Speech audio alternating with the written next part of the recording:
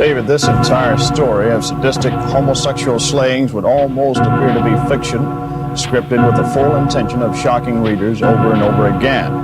It's that hard to believe. So many lives involved, so many killed over such a long period of time, and all of it going undetected. But it's not fiction. It's very real. A deadly conspiracy now listed as one of the most horrifying crimes in this century.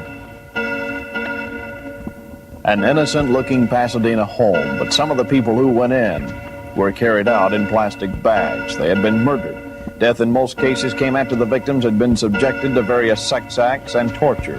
The victims were all boys in the early to mid-teens who allegedly had been lured into a death trap by this young man, 17-year-old Elmer Wayne Henley. It was Henley who unveiled this secret of mass killings and led police to the graves of the dead. Henley called police to the home of Dean Coral. He said he killed that Pasadena resident. Henley said the 34-year-old Coral had talked about killing several young men and burying them in this boat storage in South Houston. Henley said he and two other young people intended victims Wednesday morning. At that time, they had passed out at Coral's house after an all-night party. I woke up and he was clamping handcuffs on me. I was laying on my stomach. The other two were on their stomach and they were handcuffed and their feet were tied. I can't remember whether he tied my feet afterwards or they were tied when I woke up. I'd torture him if he'd let me go. Was he would he want you to kill them then? To begin with, he wanted to kill me. He was mad because I brought the chick over there. The chick wanted to run away from home and I was going to travel with Dean. I thought it was safe. I didn't know no better. Henley said Coral did turn him loose, and then he described what happened next to the others, another young man and a teenage girl. He let me up and took them into a bedroom and strapped them to the board. Strapped Tim on his stomach, spread eagle on the board, and strapped Rhonda beside the board beside Tim on her back. First he wanted Tim to take Rhonda, but Tim couldn't or he wouldn't or something. And so he wanted me to take her, and he was going to mess with Tim.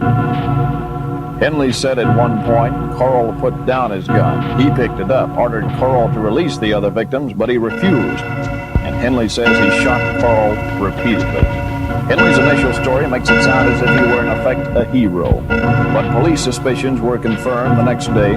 Henley said he had been involved in the murder and burial of some victims found in the dirt floor of this storage shed.